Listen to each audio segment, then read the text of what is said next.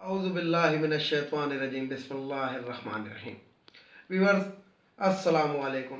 Viewers میں ہوں آپ کا میزبان سید احمد سمیع اور آپ دیکھ رہے ہیں سید احمد سمیع یوٹیوب چینل راولپنڈی اسلام آباد سے۔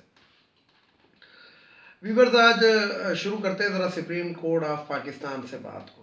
سپریم کورٹ آف پاکستان نے آج صبح جب معزز جج صاحبان جو 9 بجے عدالتوں میں آئے تو اس کے بعد ایک از خود نوٹس تھا ثانیہ اے پی ایس پشاور کے بارے میں، تو اس کے اندر وزیر اعظم کو طلب کر لیا کہ جناب وزیر اعظم خود آ کے اس کا جواب دیں، ایسے نہیں چلے گا۔ یہ ان کے ریمارکس سے جو ٹی وی کے اوپر پٹی بھی بن کے گھومتے رہے اور یہ جسے کہتے ہیں کوئی معمولی بات نہیں تھی، لیکن شاید ان کو یہ نہیں معلوم تھا کہ یہ کوئی ایسا وزیر اعظم نہیں ہے جو کسی جگہ پہ چھپ جائے گا یا کوئی بہانہ بنا دے گا یا اس کو ڈاکٹر نے فوراً آرام کا مشورہ دے دیا ہے کہ جناب آپ بالکل باہر نہیں نکلیے گا، یا پھر یہ ایسا بھی وزیر اعظم نہیں تھا کہ جس کو ڈر ہو کہ جناب مجھے باہر نکلوں گا تو کرونا لگ جائے گا۔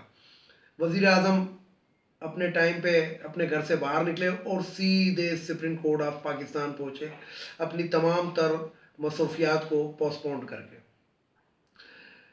اب وہاں پہ کیا سوال جواب ہوئے وہ آپ کو مختلف ذرائع سے پتہ لگ گئے ہوں گے، میں اس طرف نہیں جانا چاہتا۔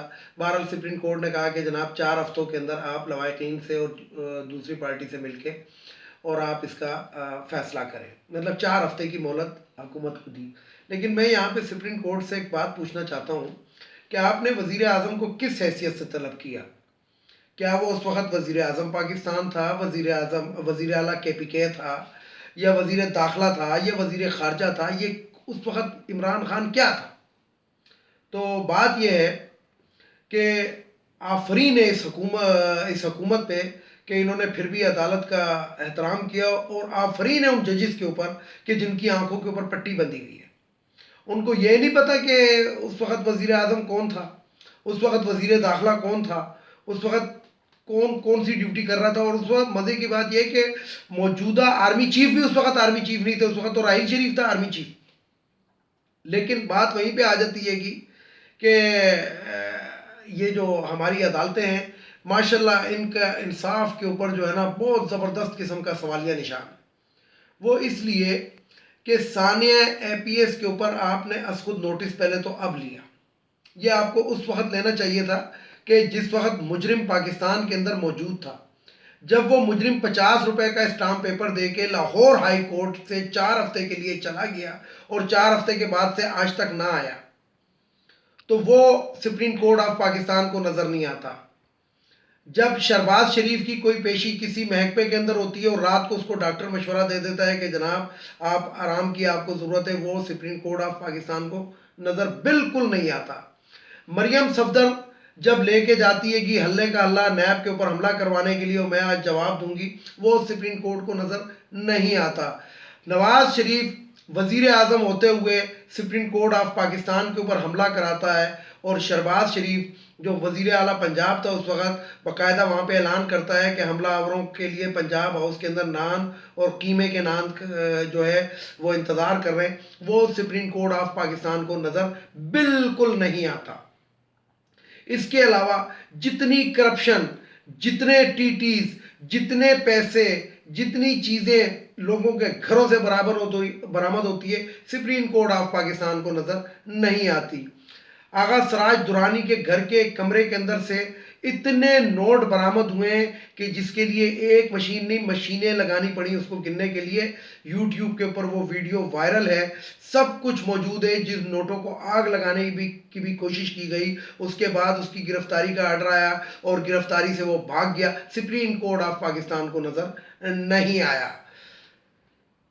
پاکستان پیپلز پارٹی کے سرکردہ رہنما آصف علی زرداری، ان کے پیسے فالودے والے کے اکاؤنٹ سے، گول گپے والے کے اکاؤنٹ سے، ہر ایک کے اکاؤنٹوں سے، اور باقاعدہ تصدیق ہو گئی کہ ہاں جی اس اکاؤنٹ سے پیسے نکال کے بلاول ہاؤس کا بجلی کا بل ادا کیا ہے، اس اکاؤنٹ سے یہ پیسے نکال کے فلانی چیز دی گئی ہے۔ سپریم کورٹ آف پاکستان کو بالکل نظر نہیں آتا۔ اے پی ایس کیوں نظر آتا ہے؟ کہ جلتی پہ تیل کا کام کرنا ہے۔ بچے مرے تھے، کن کے مرے تھے؟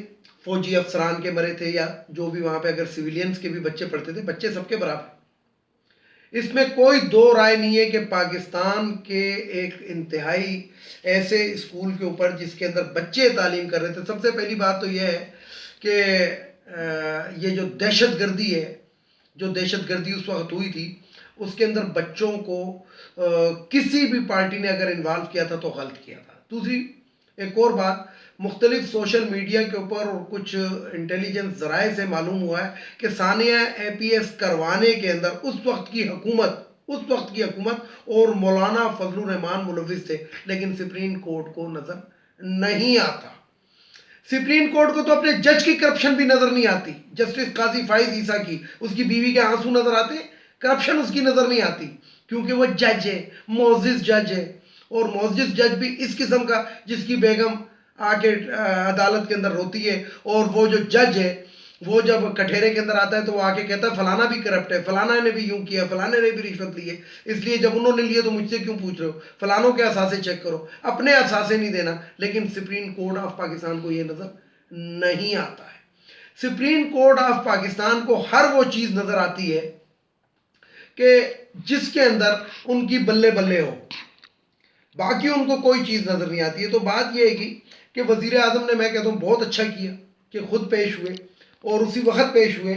یہ نہیں کہا کہ آج میری طبیعت خراب ہے، آج مجھے ڈینگی کا ڈر ہے، آج مجھے فلانا ہے، یہ انہوں نے نہیں کہا. وہ گئے اور جا کے پیش ہو گئے. وہاں پہ ایک صحافی نے ان سے سوال پوچھا کہ عدالت میں آپ کیا جواب دیں گے؟ تو اس نے سیدھا جواب دیا عمران خان نے کہ جو پوچھیں گے اس کا جواب دوں گا. تو پھر اس بیوقوف صحافی سے بندہ یہ پوچھے، کیونکہ وہی والی بات ہے کہ نون لیگ کے یہ پاکٹ جرنلسٹ جو ہیں، جو وظیفہ خور ہیں، وہ اسی قسم کا سوال پوچھتے ہیں، کیونکہ ان کے پاس کوئی سوال پوچھنے کی قابلیت ہے ہی نہیں. سوال وہ یہ پوچھنا چاہیے تھا، سوال یہ بنتا ہے کہ آپ ثانیہ اے پی ایس کے اگر سپریم کورٹ نے کوئی ججمنٹ دی تو آپ اس کے اوپر کیا ایکشن لیں گے؟ کیا مجرموں کو کیفے کردار تک پہنچائیں گے؟ بلکہ الٹا سوال یہ پوچھا کیا آرمی چیف اور آئی ایس آئی کے چیف کے خلاف آپ ایف آئی آر کاٹیں گے؟ بات یہ ہے کہ سیکورٹی فیلئرز امریکہ جیسے ملک کے اندر ہوتے ہیں. انہی کے 4 مختلف ایئرپورٹوں سے 4 جہاز اغوا کیے جاتے ہیں اور ان کی بلڈنگوں سے ٹکرا دیے جاتے ہیں. وائٹ ہاؤس کے سامنے ایک ہوٹل کے اندر 10 بمبار رہتے ہیں گے اور 3 مہینے تک رہتے ہیں. تو اتنا بڑا ملک، اتنے وسائل، اتنی ان کی ایجنسیاں کہ جن کے اوپر بے درے خرچ کیا جاتا ہے، سیکورٹی فیلئرز اس ملک پہ ہو سکتے ہیں. سیکورٹی فیلئرز آپ کے سعودی عرب کے اندر ہوتے ہیں. آئے دن یمن سے کہیں سے میزائل آ کے ان کو لگ جاتا ہے. سیکورٹی فیلئرز اگر آپ دیکھیں تو اسرائیل جیسا ملک جن کی انٹیلیجنس ایجنسی دنیا میں دوسرے نمبر پر آتی ہے، موساد، انہوں نے 74 کے اندر ایک بہت بڑی آئل ریفائنری بنائی تھی، یعنی کہ عرب ملکوں کو اپاہج کرنے کے لیے اتنی بڑی آئل ریفائنری انہوں نے بنائی تھی کہ وہ دنیا کے تیل کو ریفائن کر سکتی تھی، اور وہ تباہ کر دی جاتی ہے. تباہ کون کرتے ہیں؟ فلسطینی مجاہدین اس کو تباہ کر دیتے ہیں. تو سیکورٹی فیلئرز وہاں پہ بھی آ سکتا ہے. دنیا کا سب سے بڑا رقبے کے لحاظ سے ملک رشیا، جس کی سیکورٹی ایجنسی کے اوپر کوئی سوالیہ نشان نہیں تھا، افغانستان کے اندر بری طرح شکست کھا کر جاتی ہے. سیکورٹی فیلئرز وہاں پہ بھی آ سکتے ہیں. انڈیا کے سیکورٹی فیلئرز آپ دیکھ لیں کہ ان کو پتہ بھی نہیں لگا اور کارگل کے اندر 7-8 مہینے پرویز مشرف کی سربراہی کے اندر فوج اوپر جا کے بیٹھ گئی. تو بات یہ ہے کہ اس ایک واقعے کو اگر آپ بنا کے سیکورٹی فیلئرز کر کے آپ آئی ایس آئی کے چیف یا آرمی چیف کے بارے میں کوئی اس قسم کی بات کریں تو یہ ان صحافیوں کو شرم آنی چاہیے اور ڈوب مرنا چاہیے. یہ جو صحافی، یہ جو گھوم پھر رہے ہیں، ہم لوگ باتیں کر رہے ہیں، ہم میں اتنی قوت ہے کہ ہم باتیں کر رہے ہیں، یہ اسی آئی ایس آئی اور اسی فوج کی مرہون منت ہے. کیونکہ یہ راتوں کو جاگتے ہیں تو ہم سوتے ہیں، یہ سرحدوں پہ پہرا دیتے ہیں تو ہماری بچیاں، ہمارے بچے اسکول جاتے ہیں، یہ سرحدوں کے اوپر رات دن گشت کرتے ہیں تو دشمن کی ناپاک نظریں ہم پر نہیں پڑتی ہیں. تو اس لیے بہت سوچ سمجھ کے یہ بات کرنی چاہیے. حالانکہ میں بذات خود میں آپ کو بتاؤں کہ جو ایکس آرمی چیف تھے شریف صاحب، راحیل شریف صاحب، میں ان کے بارے میں اچھی رائے نہیں رکھتا، لیکن وہ ان کی ذات کے بارے میں نہیں رکھتا. میں آرمی چیف کا لفظ ادھر اس لیے نہیں استعمال کر رہا، میں راحیل شریف نام لیتا ہوں اس وقت، کہ راحیل شریف نے مریم نواز کو جو عورت ہونے کا جو انیشیٹو دیا تھا وہ غلط دیا تھا. یہ راحیل شریف کے باپ کا ملک نہیں ہے کہ انہوں نے جناب مریم نواز کو معاف کر دیا تھا ڈان لیکس کے اوپر. اسی طریقے سے میں راحیل شریف کو یہ بھی کہوں گا کہ میں ان کے بارے میں یہ بھی کہتا ہوں کہ انہوں نے جو بھی اپنے دور کے اندر اس قسم کے کام کیے وہ غلط کیے، اور اگر انہوں نے حکومت کے خلاف، اس دور کی حکومت کے خلاف بھی اگر کام کیے تو وہ غلط کیے. تو بات یہ ہے کہ ویورز کے یہ کچھ ایسی باتیں تھیں جو میں آپ کو بتانا چاہتا تھا کہ سپریم کورٹ کیا چاہتی ہے اور کیا کرنا چاہتی ہے. یہ بات وہی ہے کہ ایک خبر گشت کر رہی ہے، اور وہ گشت کون کر رہا ہے؟ یہ جو اسی قسم کے صحافی ہوتے ہیں، یہ خبروں کو اڑاتے ہیں تاکہ وہ جھوٹ اتنا بولو کہ سچ کا گمان ہونے لگے کہ نواز شریف پہ سے سارے کیسز ختم کر دیے جائیں گے اور تمام چیزیں واپس کر دی جائیں گی اور اس کو الیکشن لڑنے کی اجازت بھی مل جائے گی اور وہ ملک کا وزیر اعظم بھی دوبارہ بن جائے گا. یہ اسی چیز کی ایک کڑی ہے، اور سپریم کورٹ بھی اس پہ اپنا حصہ ذرا سا ڈالنے کی اب کوشش کر رہی ہے کہ کل کلا کو یہ ہو تو ہم بھی کہیں گے ہاں جی دیکھو یہ بات، یہ ایسا نہیں ہو سکتا. یہ 22 کروڑ عوام کے اندر جو ہے نا، اگر 2 سے 3 کروڑ عوام جو ہے جو سوئی بھی ہے، تو اس کا یہ مطلب نہیں کہ پوری قوم سوئی بھی ہے. ایک مجرم، میں نے کل ایک تصویر جو تھی وہ وائرل کی تھی، اس کے اندر میں نے لکھا تھا کہ یا اللہ ہمیں بچا کہ یہ ایک جو سزا یافتہ عورت ہے، یہ جو وزیر اعظم بننے کے خواب دیکھ رہی ہے، اس قسم کی میں نے ایک تصویر وہ کی تھی. تو میں یہاں پہ بتاؤں کہ ایک سزا یافتہ مجرم، دھوکے باز ایسے کہ 28 دن کا کہ آج تک نہ آیا، اس کو میں دھوکے باز کہوں گا. اس دھوکے باز کے اوپر سے اگر کسی شخص نے بھی یہ مقدمات ختم کرنے کی کوشش کی یا اس کو سرخرو کروانے کی کوشش کی تو کیا یہ عوام سوئی رہے گی؟ میں نے کل اپنی ویڈیو کے اندر کہا تھا کہ عمران خان وزیر اعظم اتنا خطرناک نہیں ہے جتنا سڑکوں پہ اگر آ گیا تو وہ خطرناک ثابت ہوگا. پھر مت کہیے گا. تو بات یہ ہے کہ آج احسن اقبال صاحب جو تھے وہ پریس کانفرنس کیا کر رہے تھے؟ ان کی پریس کانفرنس ختم ہو گئی. وہ جو روسٹم تھے وہ تو ان کے چلے گئے، اب تو پیپسی کے خالی کریٹوں کے اوپر مائک رکھ کے یہ باتیں کرتے. تو وہ آج فرما رہے تھے یہ ڈسکا الیکشن کے بارے میں.